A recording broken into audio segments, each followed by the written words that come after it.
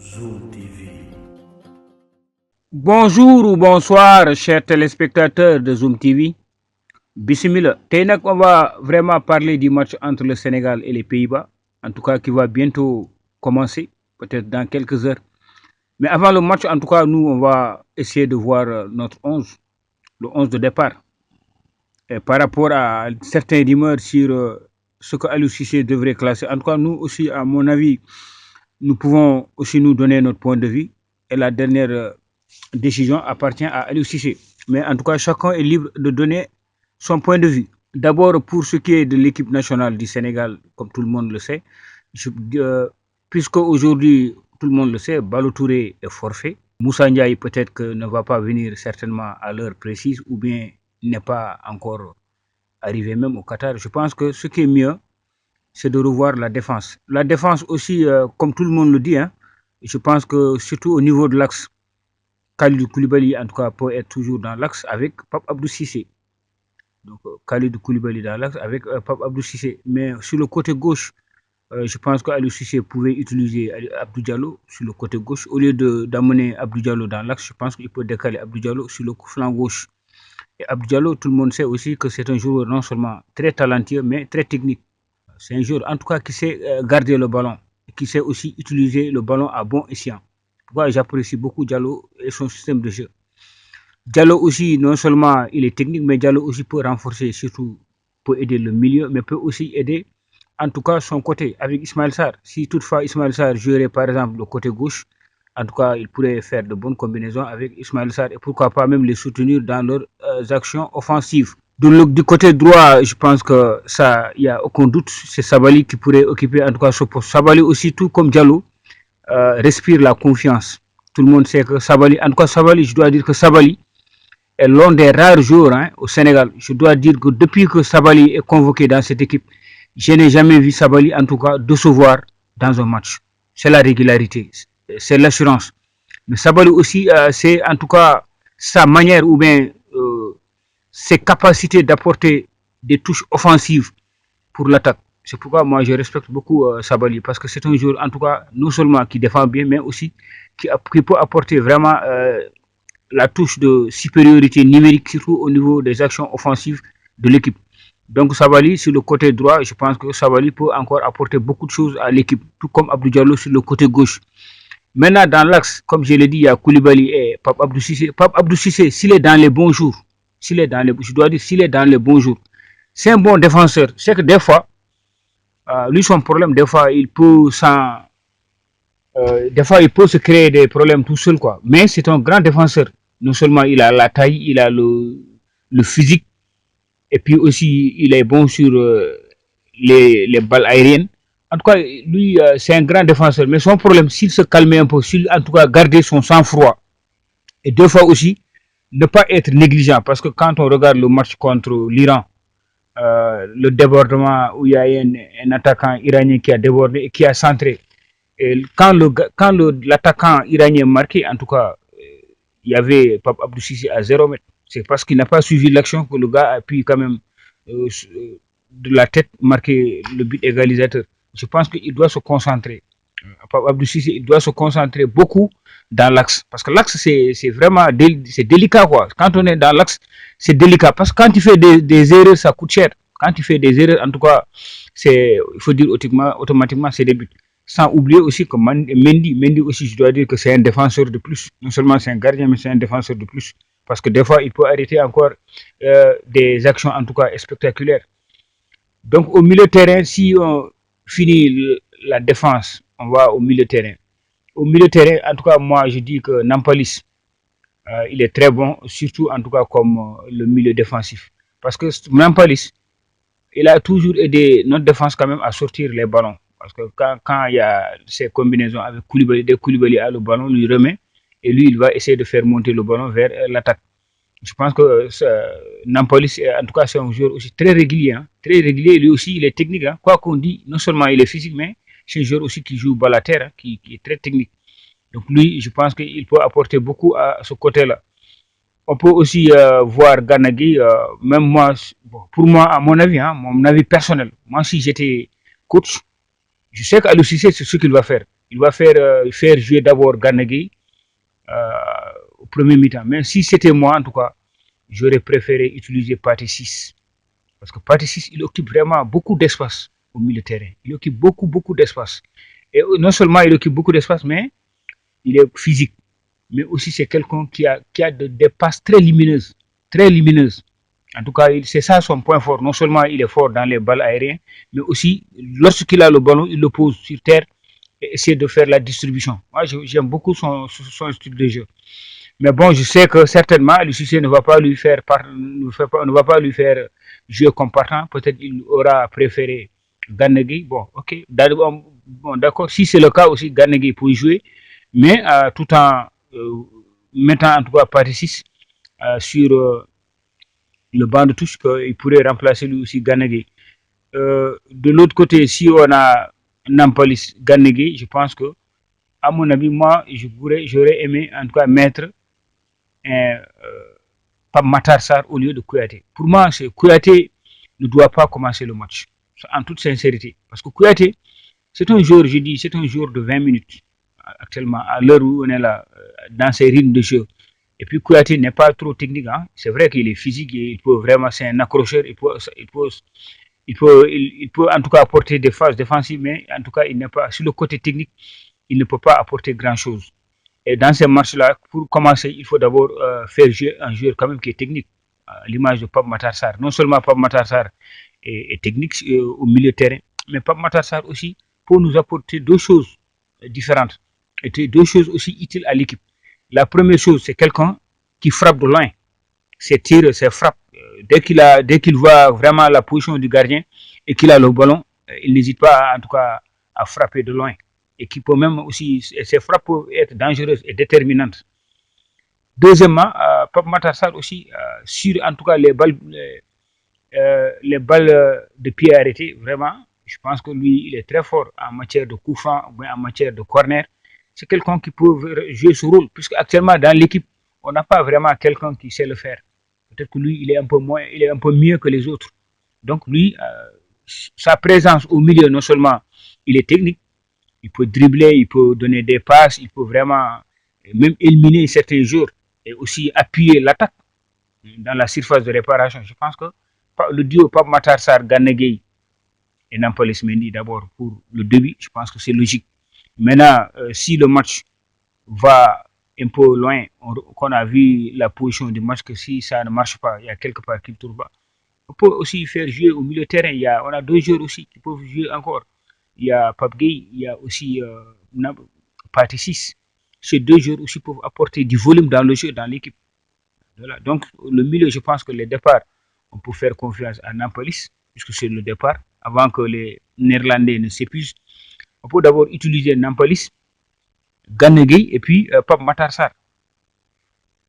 Maintenant, dès que le match commence et qu'on voit d'abord mieux la physionomie du match, après on peut faire des changements surtout au niveau du milieu. On peut faire jouer Pape Gueye parce que lui, il peut apporter aussi sur le côté gauche, parce que c'est un gaucher. Donc, si on le met au milieu sur le côté gauche, il peut vraiment, en tout cas, apporter beaucoup dans le jeu. Donc, on a en tout cas des éléments aujourd'hui valables, que ce soit Pathé 6, que ce soit Pape Gueye, mais avec le duo aussi Gana Gueye, Nampalys, Pape Matar Sarr, je pense que le milieu, en tout cas, est très bien fourni. Maintenant, il y a autre chose aussi au niveau du milieu. Si Pape Matar Sarr ne joue pas, toutefois, ou bien même s'il joue par exemple, euh, lui, on peut ne pas faire jouer Pape Matar Sarr, mais aussi faire jouer Iliman Ndiaye. Iliman Ndiaye comme 10 au milieu. Et maintenant, sur le côté défensif, il y aura Gana Gueye et puis Nampalys qui vont gérer le côté défensif du milieu. Mais Iliman Ndiaye va essayer d'apporter la touche technique, surtout au niveau du milieu, et pourquoi pas servir de balles vers les côtés. Les côtés, par exemple, servir les balles à Ismaël Sarr ou bien même à Boulaïdja. Maintenant, de l'autre côté, de l'autre flanc droit, parce que moi, je suis d'accord pourquoi Aliou Cissé utilise en tout cas le système 4-3-3. Moi, à mon avis, le système 4-4-3 est plus bon même pour l'équipe. Après, maintenant, si on commence par ce système de 4-3-3, on peut voir l'évolution du match pour voir s'il faut faire des changements ou pas. Et sur le flanc droit, Parce que moi, je le dis souvent, hein, moi, je n'ai rien contre Crépin. Mais Crépin, c'est un grand joueur. Il joue bien, il peut, en tout cas, sur les balles à pied, il est bon. Mais Crépin aussi, son football n'est pas rentable, à mon avis. Il peut jouer, hein, il peut dribbler, faire des feintes et tout ça, mais il n'y a pas de finition dans ce jeu. Le jeu de Crépin n'est pas efficace. Pour, n'apporte pas trop de buts. C'est pas un jeu rentable. À mon avis, hein, à mon avis, ça c'est maintenant c'est à lui si c'était moi, Crépin n'allait pas commencer le match. Je vais d'abord commencer le match avec je vais décaler Ismaël Sarr sur le côté gauche parce que Sarr sur le côté gauche, il est très dangereux et il est rapide. Et je sais que s'il se décide dans ce match, Ismaël Sarr s'il se décide, il peut créer beaucoup d'occasions de but ou même créer des pénaltys parce que en tout cas lui il est fort dans ce système. Je vais décaler Ismaël Sarr côté gauche et mettre Nicolas Jackson côté droit. Je pense que Nicolas Jackson, valablement, il peut remplacer ce côté-là. Et puis, sa différence avec Crépin, lui, il va de l'avant. Non seulement il est technique, il est rapide et c'est un buteur aussi. Il marque, hein. Crépin, il marque rarement. C'est un buteur, il marque, c'est un dribbleur et il est très efficace dans les, entre en tout cas, il est très efficace dans les contre-attaques. Je pense que Crépin, lui, il peut rester sur le banc de touche. Si maintenant le coach, après, en deuxième mi-temps, peut faire rentrer Crépin, par exemple, à la place de Iliman Ndiaye au milieu. Parce qu'il faut essayer Iliman Ndiaye au milieu de terrain. Si Iliman Ndiaye peut-être ne marche pas ou autre, on peut décaler Crépin sur le milieu comme jeu comme 10 et laisser Jackson. Je dis Jackson, il est très bon sur l'aile droite. Il est très bon sur l'aile droite. Ça, il ne faut pas qu'on s'en trompe.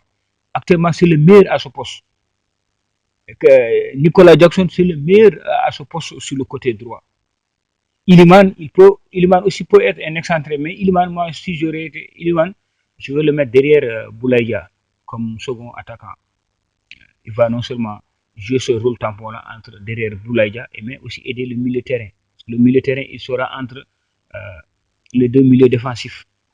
Voilà. Donc, moi, je pense que si Aliou Cissé, en tout cas, voit ce système, c'est-à-dire que c'est de titulariser Nicolas Jackson. Parce que ce match-là, il faut avoir des gens qui sont techniques, qui peuvent faire la différence.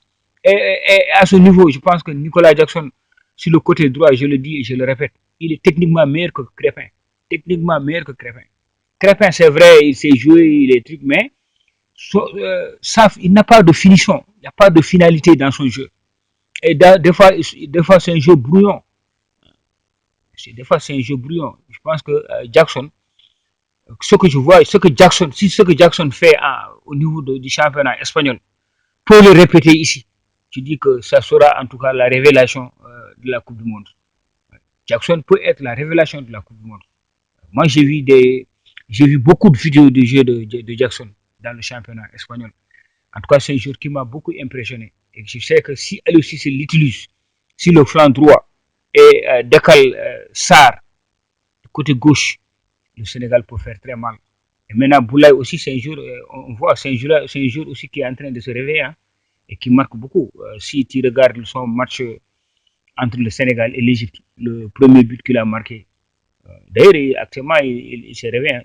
À mon avis, actuellement, comme avançant, c'est le meilleur. Hein. C'est le meilleur sur notre effectif. C'est le meilleur en tant qu'avançant de pointe.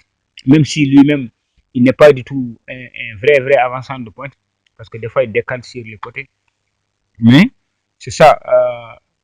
Jeju, je pense que lui, peut-être un joker. Quoi. Si le match vers les 10 minutes ou bien 15 minutes de la fin, il faut le mettre. Je pense que lui, il n'est pas, en tout cas, très préférable pour être partant. Voilà. Donc, voilà ce que moi, mon 11 type, après la défense, Koulibaly, Abdou Cissé, Diallo et puis Sabali. Au milieu, il y a Nampalys Mendy, Ganegui et puis Pape Matar Sarr ou Iliman Ndiaye. À l'attaque, moi, j'aurais aimé mettre d'abord Jackson sur le flanc droit, côté droit, et décaler Ismaël Sarr vers le côté gauche. Et puis aussi Boulaïdia comme pointe. Voilà. Là, c'est l'équipe type de départ. Maintenant, les remplaçants sur le milieu, il y a Pathé 6 qui est là. voir entre Ganegui, si Ganegui par exemple ça ne marche pas, faire entrer Pathé 6. Aussi entre Pape Matar Sarr et Pape Gueye, voir aussi vers le deuxième mi-temps, voir en tout cas que s'il faut aussi remplacer. Mais moi, je vais surtout interpeller Aliou Cissé hein, par rapport à ces retards de changement. Vraiment, ça plombe l'équipe. Aliou Cissé, deux fois pour qu'il remplace, il faut qu'il reste jusqu'à 5 minutes, 10 minutes de la fin. Je suis désolé, mais un jour à 10 minutes, on ne peut rien faire. Moi, je pense que quand on est grand coach, quand tu mets un jour, même si c'est ton jour préféré, tu le mets, il ne voit pas. Il a fait les premiers mi-temps, ça ne marche pas. Deuxième mi-temps, il ne faut même pas trop attendre loin. Il faut le changer. On a des éléments. Le banc est bien fourni. Il faut changer. Le milieu de terrain aujourd'hui, il n'y a pas quelqu'un d'important. Tous les joueurs peuvent tout le monde peut remplacer l'autre. Je pense que Aliou Cissé doit veiller vraiment à faire des changements très vite et ne pas laisser tout le temps, en tout cas, des changements tardifs. Je pense que c'est pas intéressant. Parce que souvent, il fait des changements très tardifs. Et ça n'arrange pas l'équipe. Il faut qu'il veille vraiment à ça. Aussi, par rapport aux joueurs, nos joueurs, un match actuellement, un match moderne, c'est que des fois, il faut que les attaquants redescendent au milieu pour épauler le milieu et jouer en compact. Il faut qu'il y ait un pressing très haut. Il ne faut pas laisser les gens développer leur jeu. Ça, c'est très important. Il ne faut pas que les gens, je le dis toujours dans les matchs de haut niveau, il ne faut pas que les joueurs laissent, en tout cas aux autres joueurs, le temps de développer leur match. Il faut faire le pressing haut. Quand quelqu'un a le ballon, il faut justement automatiquement que quelqu'un vienne le marquer. Et de jouer en bloc, faire des passes lumineuses avant de donner le ballon. Il faut être sûr que le ballon, la personne que tu vas le donner le ballon, il est là. Mais il ne faut pas dégager n'importe comment. Parce que ça aussi, c'est ça. Des fois, tu fais des passes, en tout cas, tu n'es pas sûr que ces passes-là vont en tout cas atteindre le jour que tu veux donner. Donc, il faut être vraiment lucide, voir les passes que tu veux faire, des bonnes combinaisons, huiler, avoir un bloc d'équipe au milieu de terrain, que la défense ou bien même l'attaque vient en tout cas épauler le milieu de terrain. Et aussi les jeux, les coups de pied arrêtés. On a des grosses tailles. Quand on a des corners, il faut que les joueurs comme Koulibaly ou bien Pop Abdou Cissé qu'ils montent et qu'ils mettent le danger dans la défense de l'adversaire. Voilà, moi je pense que ça c'est les éléments clés du match. Et on doit vraiment en tout cas suivre à ça. Aliou Cissé fait aussi des remplacements, des remplaçants vraiment très vite. Quand on remplace, il faut qu'on remplace très vite. Il ne faut pas attendre vraiment à 10 minutes ou à 5 minutes de la fin pour faire des remplacements. Et aussi, autre chose, il faut qu'Aliou Cissé sache, il n'y a aucun joueur qui est plus important que nous. Il faut faire jouer vraiment la concurrence. Faire jouer vraiment la concurrence. Ce n'est pas parce que ces joueurs sont des cadres, ils ont duré dans l'équipe, que forcément c'est eux qui doivent être partants. Non, moi je ne suis pas d'accord. Il faut en tout cas classer les meilleures formes du moment. Les meilleures formes du moment. Voilà. Je pense que si on fait ça pour ce match, je pense que le Sénégal ne doit pas en tout cas regarder ce que la Hollande va faire. Il faut que le Sénégal joue sur sa propre force. Sa propre force, c'est de regrouper au milieu, quand il y a la balle au milieu, que tout le monde vient aider. En tout cas, qu'il y ait un marquage, une pression sur le porteur de balle. Et dès que le balle a été récupéré, on a des flèches devant, il faut lancer la balle devant et que nos ailes puissent en tout cas faire une contre-attaque. Je pense que c'est ce que le Sénégal, en tout cas, est plus fort. Mais pas de bloc bas, parce que quand on fait de bloc bas, ça devient dangereux vraiment pour l'équipe. Il ne faut pas jouer le bloc bas avec la Hollande. Sinon, ils vont rester dans notre camp et puis là, c'est dangereux. Voilà. Voilà, donc je pense qu'on peut en tout cas nous arrêter ici sur cette vidéo. Espérons, en tout cas, on le souhaite, espérons que le Sénégal vraiment gagne ce match. Parce qu'aujourd'hui, le monde entier attend le Sénégal. Le monde entier. Tout le monde en parle. C'est l'équipe, en tout cas, africaine aujourd'hui. L'Afrique place en tout cas, tout son espoir sur les épaules du Sénégal. Il ne faut pas que les joueurs sénégalais déçoivent. Il faut qu'ils se donnent à fond pour ce match. Il faut qu'ils se donnent à fond pour ce match, vraiment. Vraiment. Donc je pense que c'est un bon match. Si on arrive en tout cas à faire un bon match ou bien gagner ce match, parce que dès que tu gagnes ce match, c'est sûr que tu es qualifié à huitième de finale. Parce que les deux autres équipes hier, qu'on a vu l'Équateur et le Qatar, en tout cas, c'est des équipes, en tout cas pour moi, le niveau ça reste. Surtout le Qatar. Pour moi, c'est pas en tout cas un match de référence pour nous autres. les Pays-Bas et puis le Sénégal.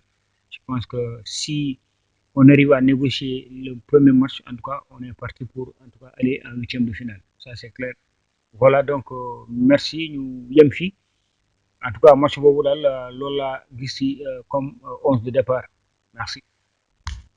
Zoom TV.